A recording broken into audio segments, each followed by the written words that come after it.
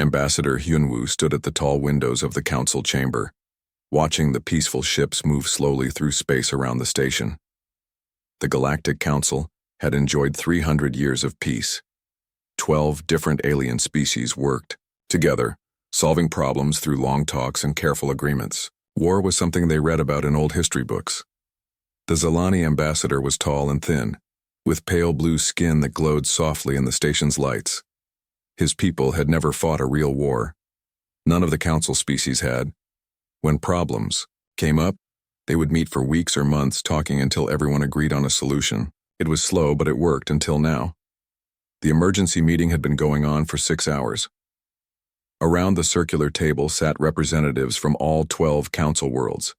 Their faces showed fear, confusion, and something none of them had felt before: helplessness.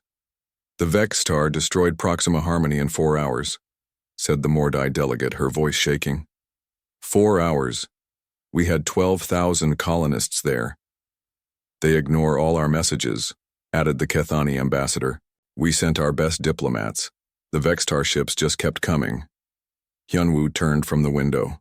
On the main screen they could see the latest reports. 3 star systems had gone dark in the past month. No distress calls, no survivors, nothing. Where once there had been thriving colonies, now there was only empty space and dead worlds. "What do we know about these Vextar?" Hyunwoo asked. The council's military advisor, a nervous Dulani named Kexpo, pulled up holographic displays. "They appear to be insectoid. Their ships are biological, grown, not built. They move in perfect formation and show no interest in communication." "How many ships?" "Our scouts counted over 50,000 before they had to retreat." The chamber fell silent. The entire council defense fleet had maybe 200 ships, and those were designed for ceremony and patrol duties, not real fighting. "We need to evacuate the outer colonies," suggested the Thirani representative. "Where?" Hyunwoo asked. "If they keep advancing, they'll reach our core worlds in months." In the back of the chamber, Captain Jamin Park of the Human Liaison Office listened quietly. The humans had been given a small office on the station 3 years ago, but they were not full council members. The other species found humans too aggressive, too quick to suggest military solutions to diplomatic problems. Jamin was shorter than most aliens in the room, with dark hair and eyes that missed nothing. He had served in the human military for 15 years before taking this diplomatic post. He understood both warfare and politics. "What about asking the hegemony for help?" someone suggested. "The hegemony is 3 months away," Hyunwoo replied. "Besides, their fleet is smaller than ours." "The Federation?" "They're having their own problems with pirates in the Outer Rim. One by one, they went through every option. Every ally was too far away, too weak, or too busy with their own troubles. The Vextar would reach the Council's industrial worlds within weeks." Jamin stood up slowly. All eyes turned to him. Most of the aliens looked surprised. They had forgotten he was there. "Ambassador Hyunwoo," Jamin said in his careful diplomatic voice. "May I speak?" Hyunwoo nodded. "Captain Park, yes. Do humans have any suggestions?" "My government would need to know more about the threat," Jamin said. "But Earth Command takes the protection of allied worlds very seriously." "Allied worlds?" The Mordai delegate laughed bitterly. "Humans aren't even full council members. Your people are too—" She paused, looking for the right word. "Violent," finished the Kethani ambassador. "No offense, Captain, but humans solve everything with weapons." Jamin nodded calmly. "Sometimes weapons are the right tool for the job. We don't fight wars anymore," Hyunwoo said gently. "Civilized species talk through their problems." "Have you tried talking to the Vextar?" "Of course. They don't respond to any communication. Then talking isn't going to work." Jamin pulled out a small device and showed them a star map. "Humans have dealt with aggressive species before. We know how to stop them." The room erupted in whispers. The idea of asking humans for military help made most of the council nervous. Humans came from what they called a death world, a planet so dangerous that everything there had to fight just to survive. It had made humans very good at war, which scared the peaceful council species. What would Earth want in return? Hyunwoo asked carefully. I'd have to ask my superiors, Jaemin said. But probably full council membership and some territorial rights for human colonies. Absolutely not, snapped the Dulani advisor. Humans would militarize everything. They'd turn the council into some kind of war machine. Better a war machine than extinct, Jaemin said quietly. The argument continued for another hour. Finally, Hyunwoo called for a break. As the other delegates filed out, he approached Jaemin. Captain, I need to ask you something privately. Of course, Ambassador. If we sent a formal request for help, how would humans respond? Jaemin thought for a moment. Admiral So-young Kim commands the Third Fleet in this sector. 847 ships, most of them fresh from the outer colony conflicts. If the Council formally requested assistance, yes, every ship would come. Humans don't leave friends to fight alone. But we're not really friends, are we? The Council has kept humans at arm's length for years. Jaemin smiled slightly. Ambassador, humans make friends quickly. You asked for help once. Before, during the Kepler station crisis, we haven't forgotten. That had been 5 years ago. Pirates had threatened the station, and human patrol ships had driven them off without being asked. The Council had thanked them politely but still refused full membership. How long would it take? Hyunwoo asked. The Third Fleet is 2 days, away at maximum jump speed. 2 days. The Council had been debating for weeks and getting nowhere. Meanwhile, the Vextar kept advancing. That night, Hyunwoo stood alone in his quarters, looking out at the stars. Somewhere out there, an entire civilization was being destroyed. The Vextar wouldn't stop with the outer colonies. They would keep coming until every Council world was dead. He activated his communication system and began recording a message. It went against everything the Council believed in, but sometimes survival mattered more than principles. This is Ambassador Hyunwoo of the Galactic Council, sending an emergency request to Earth Command. Council territories are under attack by hostile forces called the Vextar. We have insufficient military resources to defend our worlds. We formally request immediate military assistance. In exchange, we offer full Council membership and territorial concessions to be negotiated later. Please respond immediately. He encrypted the message with human codes that Jaemin had given him and sent it toward Earth. Then he sat back and waited, hoping he hadn't just made the biggest mistake in Council history. 2 hours later, his communicator beeped. The response from Earth was short and direct. Help is coming. Third Fleet departing now. Admiral Kim sends her regards. Hyunwoo looked out at the peaceful ships around the station and wondered what 800 human warships would look like when they arrived. The Council was about to learn what happened when you asked Deathworlders for help. In space, far from the station, Admiral So-young Kim stood on the bridge of her flagship and watched her fleet prepare for the jump to Council space. She was a small woman with steel-gray hair and eyes that had seen too many battles.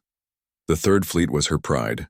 847 ships of the line, each one tested in real combat. Ma'am, her communications officer called out. All ships report ready for jump. Take us to Council space, she ordered, and send a message to all ships.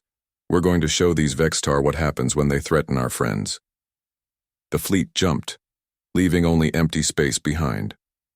2 days, the galaxy would learn why humans were called Deathworlders. The space around Kepler station had never seen anything like it. 847 human warships dropped out of hyperspace in perfect formation, their dark hulls scarred from recent battles. The largest ships were over 2 kilometers long, bristling with weapons that the Council species had never imagined. Ambassador Hyunwoo stood in the station's observation deck, watching the human fleet take position around the station. Each ship moved with purpose, their crews working with efficiency that amazed him. The Council's own ships looked like pleasure craft next to these war machines.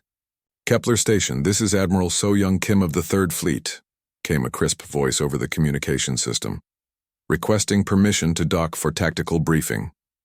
Permission granted, Admiral, Hyunwoo replied. He had never spoken to a human admiral before. He wasn't sure what to expect. Admiral Kim arrived 30 minutes later with a small team of officers. She was shorter than Hyunwoo expected, with gray hair pulled back severely, and dark eyes that seemed to see everything at once. Her uniform was practical, not ceremonial like council military dress. "Ambassador Hyunwoo," she said, extending her hand in the human greeting. "Thank you for calling us." "Thank you for coming so quickly, Admiral." Kim looked around the elegant council chamber with its polished surfaces and artistic decorations. "Nice station. Now, where are these Vextar?" Her directness surprised the council delegates. Most military meetings began with formal ceremonies and long speeches about honor and tradition. Admiral Kim wanted to get straight to business. "We have tactical displays ready," offered the Dulani military advisor. Commander Ji-Ho Lee, a tall human with captain's bars, activated a portable holographic projector. The display showed the current positions of all known Vextar forces. 3. Star systems completely dark, Kim observed. "No survivors?" "None that we know of," Hyunwoo said sadly. "What do your scouts report about their ships?" "Biological vessels approximately 50,000 strong. They ignore all communication attempts." Admiral Kim studied the display for several minutes. Her officers, Captain Na Young Kim, Colonel Min-Soo Park, and Lieutenant Soo-Jin Choi, watched quietly as she considered the situation. "We need more information," Kim finally said. "Colonel Park, I want intelligence teams on the nearest Vextar positions within 6 hours. Captain Kim, take the Silent Thunder and scout their fleet movements. Lieutenant Choi, start analyzing their formation patterns." "Yes, ma'am," they replied in unison. The council delegates looked confused. "Admiral," Hyunwoo said carefully, "shouldn't we plan our diplomatic approach first?" "Diplomatic approach?" Kim looked at him with surprise. "Ambassador, they've killed thousands of your people and ignore all attempts at communication. The time for talking is over. But surely there must be some way to negotiate. Have you ever dealt with a species that communicates only through violence?" Kim asked. "No, we haven't." "We have. The Outer Colony rebels tried the same thing 3 years ago. They thought they could take what they wanted by force. We changed their minds." Dr. Tae Young Shin, the fleet's chief scientist, stepped forward. "Admiral, I'd like to study any Vextar remains or technology we can recover. Understanding their biology might give us tactical advantages." "Good thinking, Doctor. Set up your lab on the flagship." Over the next few hours, the council delegates watched in amazement as the human fleet transformed the area around Kepler Station. Ships moved into defensive positions with mathematical precision. Fighter squadrons began regular patrol routes.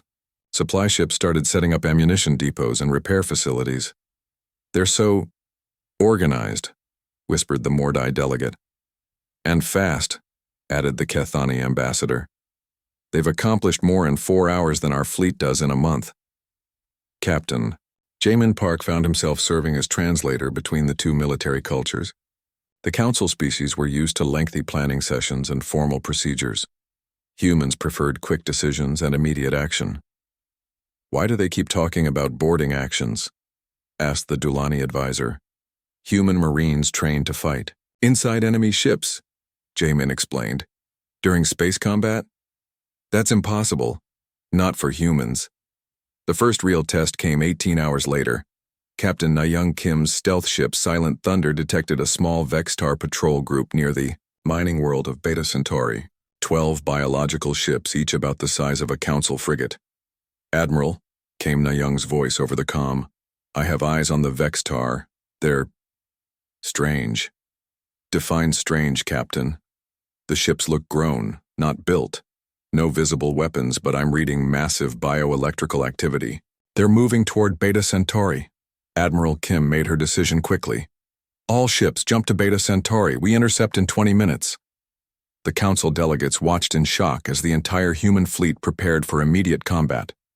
"No planning session, no formal challenge, no attempt at communication."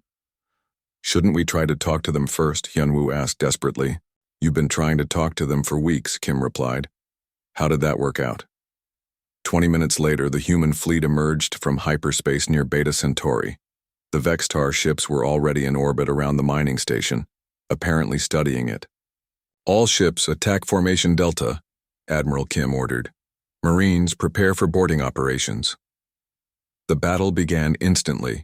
Human ships opened fire with weapons that tore through space like lightning.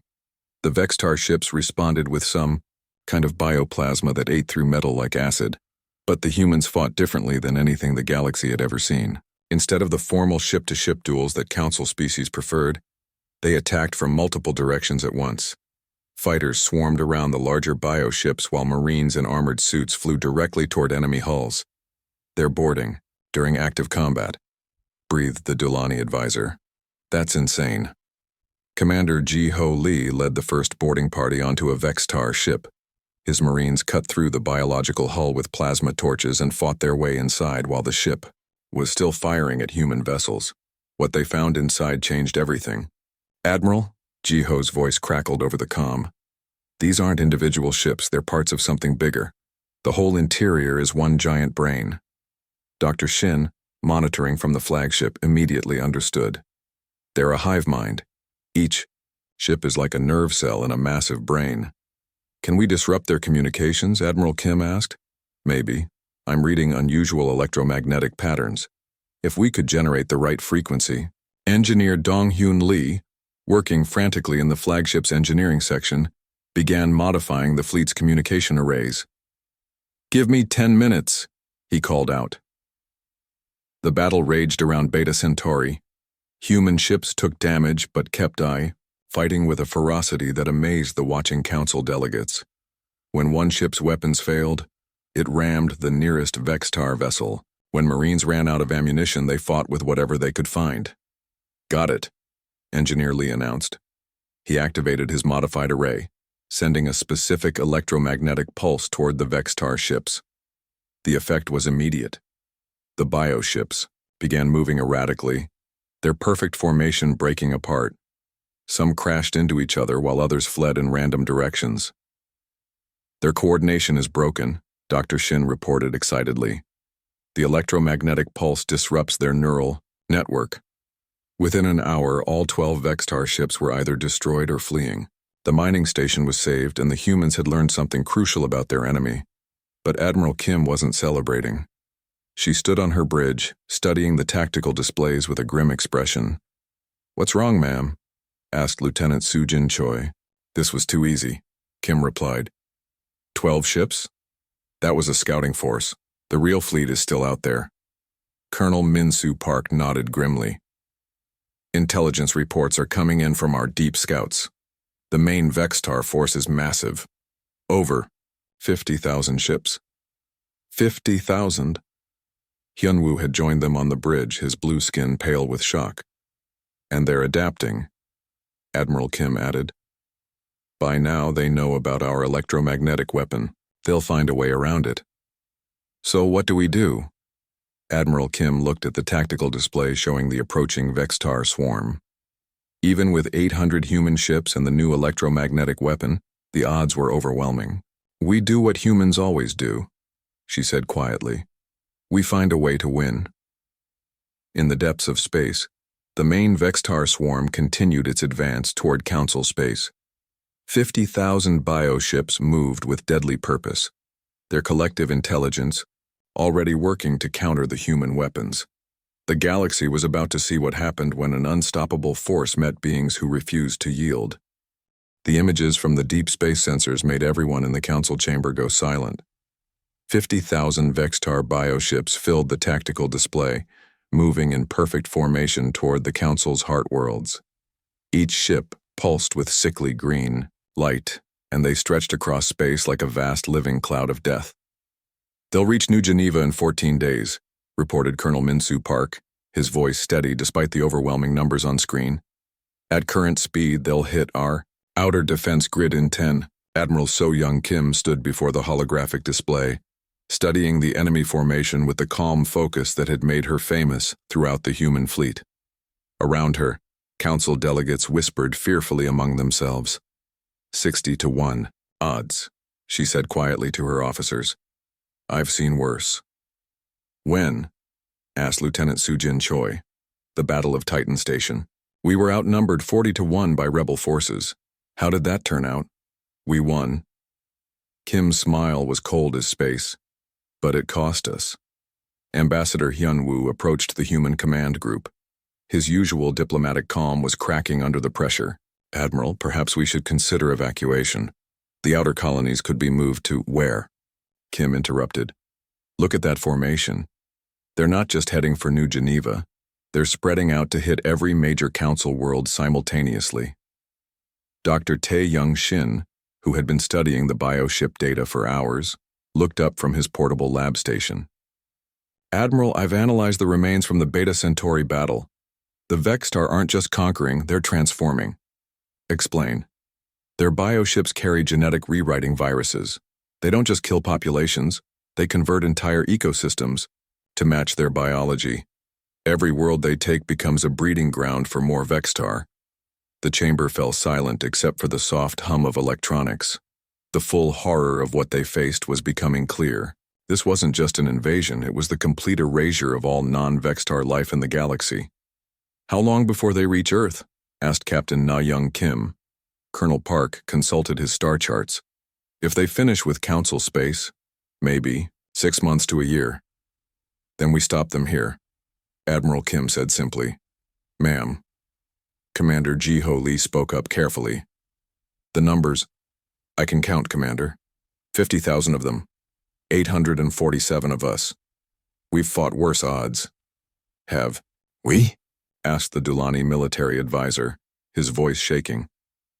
Admiral Kim turned to face the assembled council delegates. 3 years ago, human colony worlds were attacked by the Outer Rebellion. They had better ships, more resources, and local knowledge. We were outnumbered, outgunned, and fighting far from home. What happened? Hyunwoo asked. We won. Because humans don't give up. Ever. Over the next few days, the human fleet worked frantically to prepare for the coming battle. Engineer Dong-Hyun Lee and his teams modified every weapon system in the fleet, creating new ways to generate the electromagnetic pulses that disrupted Vextar coordination. But they all knew the enemy would adapt. The Vextar collective intelligence was already working on countermeasures.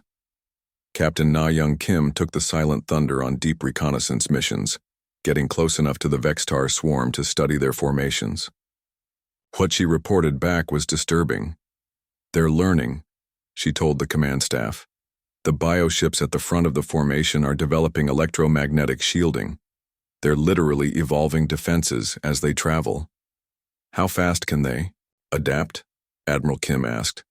Maybe days, maybe hours. Dr. Shin had more bad news. I've been studying their communication patterns. Each bioship is connected to every other ship through quantum entanglement. Destroying one ship sends information to all the others instantly. So every time we fight them, they get smarter, Lieutenant Choi observed. Yes, and they're sharing data across their entire species. Everything we do here will be known by every Vextar in the galaxy within minutes. Admiral Kim absorbed this information without changing expression. Then we'd better make sure our first strike counts. Ma'am, if they adapt to everything we do, we have to win on the first try. No second chances. The council delegates watched in amazement as human engineers transformed the New Geneva system into a fortress. They built weapon platforms using council, industrial facilities turning civilian manufacturing plants into ammunition factories. They work so fast, whispered the Mordai delegate. Humans don't waste time, Jamin explained. When they decide to do something, they do it immediately.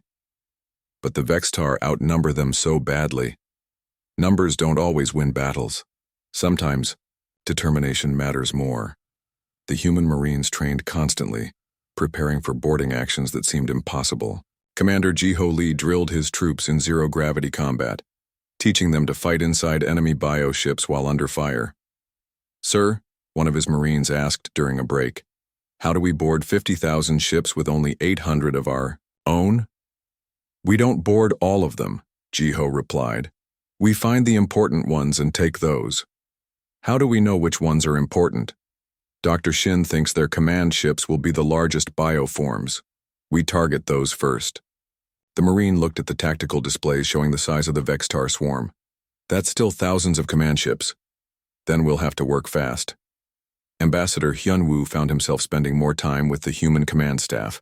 Their calm confidence in the face of impossible odds both impressed and puzzled him. "Admiral," he said during one planning session, "I have to ask, do you really think you can win this battle?" Kim looked at him seriously.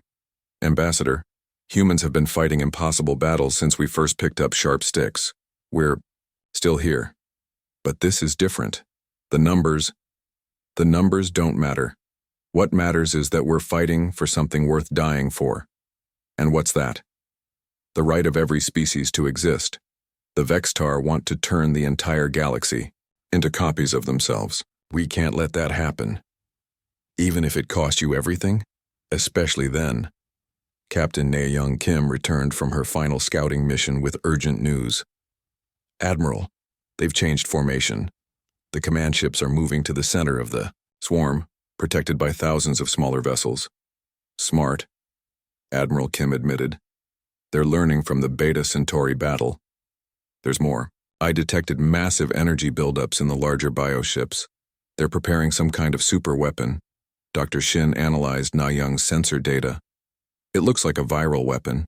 If they can deploy it in a planetary atmosphere, it would convert all organic life within hours. So we can't let them reach any inhabited worlds," Admiral Kim concluded. "Ma'am," Colonel Park said quietly, "to stop all of them, we'd have to position the fleet directly in their path. No retreat, no fallback position." "I understand. That's a suicide mission." Admiral Kim looked around at her officers, hardened veterans who had followed her through a dozen campaigns. "Anyone who wants to withdraw can do so now. This isn't a direct order from Earth Command." None of them moved. "Very well. Signal all ships. We make our stand at New Geneva."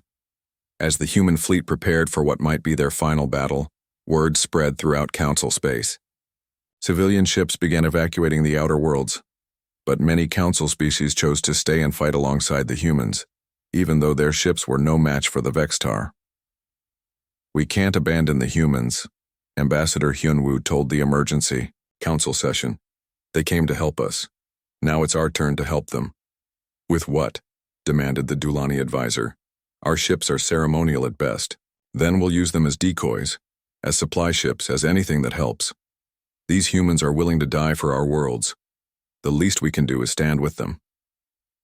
In deep space, the Vextar swarm continued its advance, now only 5 days from New Geneva. The collective intelligence that controlled them had analyzed the human tactics and developed countermeasures. The electromagnetic weapons would not work a second time, but the Vextar had never fought Deathworlders before. They didn't understand that humans became more dangerous when backed into a corner, not less. The battle for the galaxy was about to begin. The Vextar swarm arrived at New Geneva like a living wall of death. 50,000 bioships emerged from hyperspace in perfect formation, their organic hulls pulsing with sickly light. They stretched across space for millions of kilometers.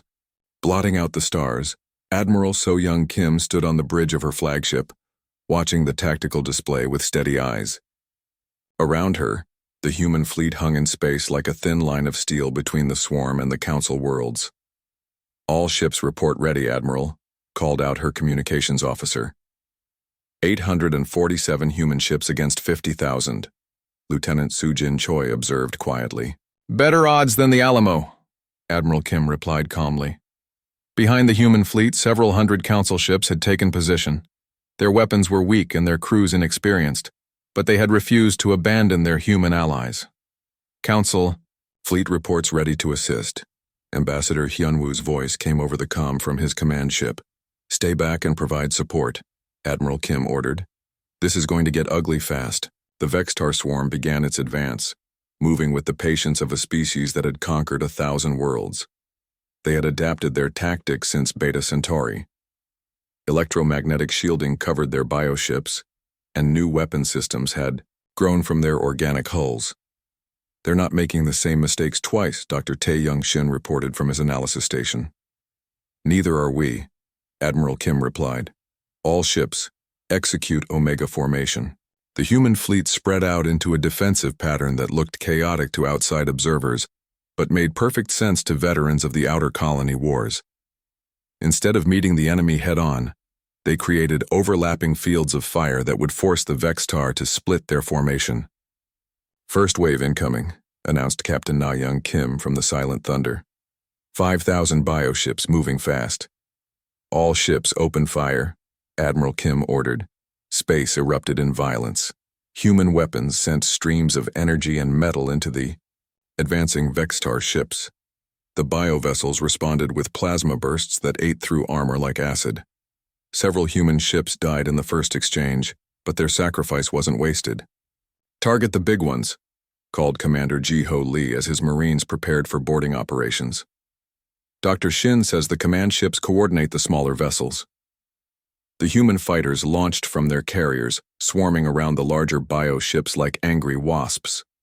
Their pilots had trained for this moment, knowing they might not survive but determined to take as many enemies with them as possible. Engineer Dong-Hyun Lee had one more surprise for the Vextar. "Admiral, I've modified our ship's reactor cores. If we overload them near the enemy command ships, nuclear detonation inside their formation," Admiral Kim finished. "How close do we need to get?" "Point-blank range." "That's a one-way trip." "Yes, ma'am."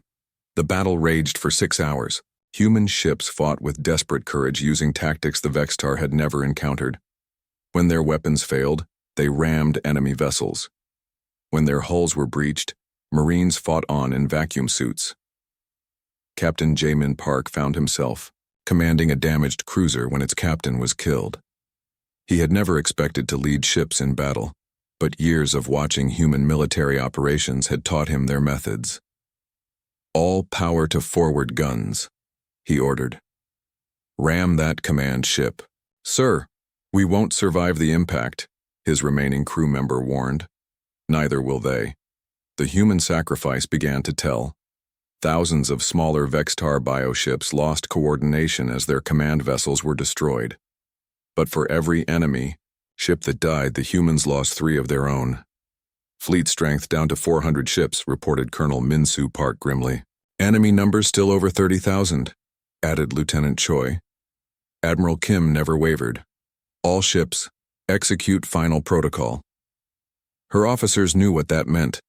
No retreat, no surrender. Fight until every ship was destroyed.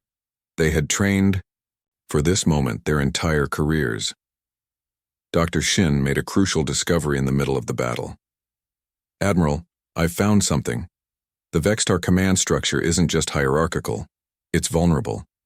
If we can destroy the primary command ship, the entire swarm will lose coordination for several minutes."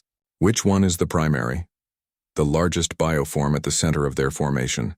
It's 10 times bigger than anything else." Admiral Kim looked at the tactical display. The primary command ship was surrounded by thousands of smaller vessels, protected by layers of defensive formations. "How do we get close enough?" she asked. "We don't," said Captain Na-Young Kim over the comm. "I do." "Negative, Captain. You're my daughter. I won't order you on a suicide mission." "You're not ordering me, Admiral. I'm volunteering." The Silent Thunder was humanity's most advanced stealth ship, designed to slip past enemy defenses undetected. But this mission would require more than stealth. It would require sacrifice. "I can get close enough to detonate my reactor core inside their command ship," Na-Young continued. "It won't destroy the swarm, but it will give you the opening you need." Admiral Kim closed her eyes for a moment. When she opened them, the steel was back. "Do it." The Silent Thunder began its final run. Captain Na-Young Kim piloted her ship through the Vextar formation, using every trick she had learned in years of combat. Enemy fire scorched her hull, but she kept flying. "Almost there," she reported. "Reactor core charging for overload." "Na-Young," Admiral Kim's voice was soft over the private channel. "I'm proud of you. Tell Mom I love her." The Silent Thunder punched through the final defensive layer and crashed into the massive Vextar command ship. Na-Young Kim triggered the reactor overload just as her ship's hull began to dissolve in bioacid. The explosion lit up space like a new star. The primary command ship disintegrated, and instantly the coordination of the entire Vextar swarm collapsed. Bioships crashed into each other or flew off in random directions. "Now," Admiral Kim shouted, "all ships, full attack." The remaining human fleet charged into the confused Vextar formation. Marine boarding parties led by Commander Jiho fought their way onto command ships throughout the swarm. Engineer Lee's modified weapons tore through biohulls that had lost their protective coordination. But the victory came at a terrible price. By the time the last Vextar ship was destroyed or fleeing, only 200 human vessels remained operational. Thousands of brave crew members had given their lives to save worlds they had never seen. Admiral Kim stood on her damaged bridge, looking at the casualty reports. Her fleet was broken, her daughter was dead, and the Council worlds were safe. Admiral, Ambassador Hyunwoo's voice came over the comm. We don't have words to thank you.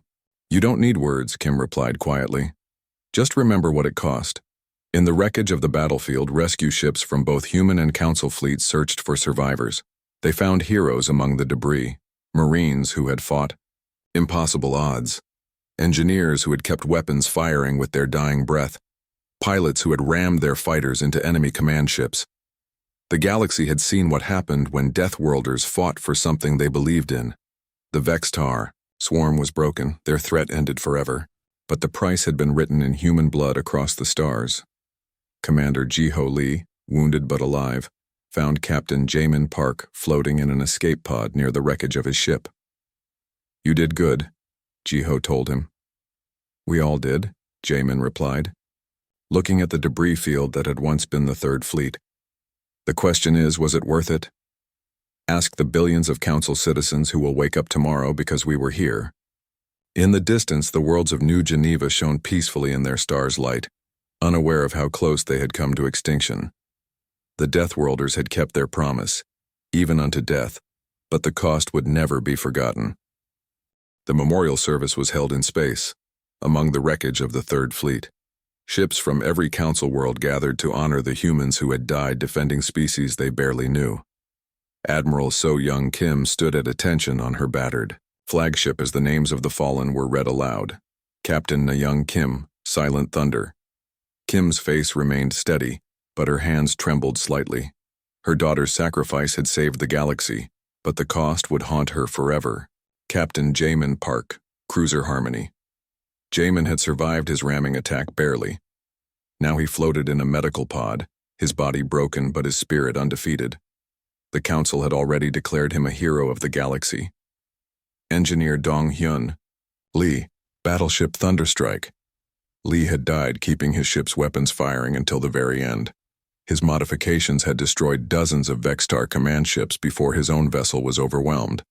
The list went on and on. 647 ships lost, over 400,000 human personnel dead or missing. The Third Fleet had ceased to exist as a fighting force, but the Vextar were gone forever. Ambassador Hyunwoo stepped forward to address the gathered fleets. His usual diplomatic composure was gone, replaced by something deeper and more honest. We called you Deathworlders, he said, his voice carrying across the communication channels to every ship present. We thought it was because you came from a dangerous planet. We were wrong. He paused, looking at the human survivors floating in their rescue ships. You are Deathworlders because you choose death over surrender. You choose sacrifice over safety. You choose to stand between evil and innocence even when the cost is everything you have. Around the memorial fleet, representatives from 12 different species listened in respectful silence. They had seen something they never expected to witness. Beings willing to die for strangers. The Galactic Council hereby grants full membership to humanity, Hyunwoo continued. More than that, we grant you authority over all military matters in Council space. We have learned that peace can only be protected by those willing to fight for it. Admiral Kim activated her communicator. On behalf of humanity, we accept. But we want something else in return. Name it. Every species in the Council will establish military forces. Real ones, not ceremonial fleets. The next time evil comes to the galaxy, you won't have to call Deathworlders to save you. You want us to become warriors like you? I want you to become protectors of your own worlds. Humans won't always be here to fight your battles. Dr. Tae-young Shin, who had survived the battle aboard the flagship, provided a final report on the Vextar threat. Their bioships contained genetic information from hundreds of species. They weren't just conquerors, they were collectors. Every civilization they destroyed added to their knowledge. "Are there more of them out there?" asked the Mordai delegate, nervously. "No. The swarm we fought was their entire species. They had been traveling for thousands of years, consuming everything in their path. With the command structure destroyed, the surviving bioships will die within weeks. So it's really over?" "This threat is over, but there will be others. The galaxy is a dangerous place, and now that we've shown the Council can be defended, other aggressive species might decide to test our resolve." Commander Jiho Lee, his arm in a medical brace, addressed the surviving Marines. "We've proven that humans can fight impossible odds and win, but we've also proven that victory comes with a price. Remember the friends we lost. Honor them by being ready for the next battle." The rescue operations continued for weeks. Human and Council ships worked together to recover survivors and salvage what they could from the wreckage. Many of the human survivors chose to remain in Council space, helping to train the new military forces that each species was establishing. Captain Jamin Park, recovered enough to walk but still bearing visible scars, found himself appointed as the first human ambassador to the full Council. His experience in both diplomacy and warfare made him the perfect bridge between human and alien cultures. "What will you tell Earth about what happened here?" Yunwu asked him during the appointment ceremony. "The truth. That when the galaxy called for help, humanity answered. That when evil threatened innocent worlds, Deathworlders stood up and said no. That freedom isn't free and sometimes the price is everything. And what will Earth do now?" Jamin smiled grimly. "Earth Command is already building new fleets, bigger ones. The Third Fleet proved that human military doctrine works against alien threats. Next time, we'll be even more ready." "Next time?" "Ambassador, humans learn from every battle. The Vextar taught us that biological warfare is a real threat. Other enemy species might use different tactics. We'll be prepared for all of them." In the months that followed, the Council transformed. The Zilani developed mobile defense platforms. The Mordai created elite fighter squadrons. Even the pacifist Dulani established rapid response fleets. But it was humanity that changed most of all. Earth Command launched the largest military expansion in human history. New ship designs incorporated lessons learned from fighting the Vextar. Training programs taught human crews to fight alongside alien allies. Admiral Kim was promoted to Supreme Council Military Commander, overseeing the defense of all Council worlds. Her first order was the construction of early warning stations throughout the galaxy, ensuring that no hostile force could approach Council space undetected. "We paid a terrible price to learn that the galaxy has enemies," she told the Council during her first briefing. "We will never be caught unprepared again."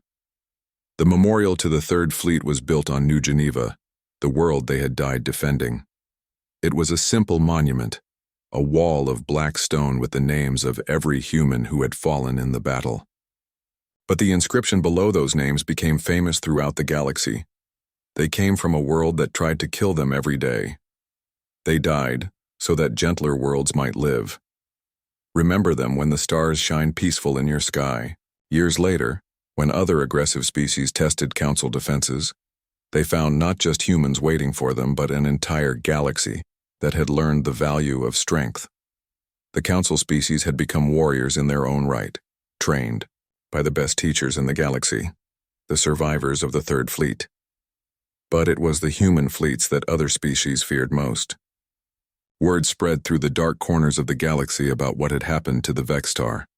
50,000 ships had met 800 human vessels, and the humans had won.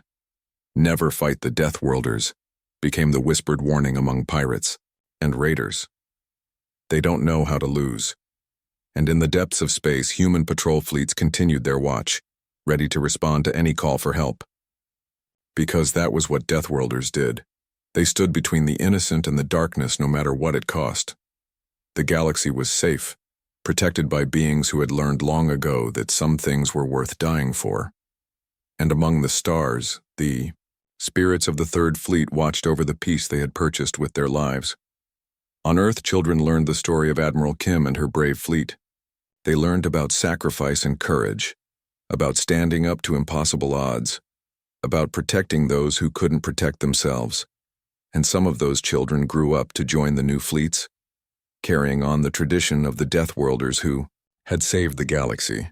The story ended, but the legend lived on.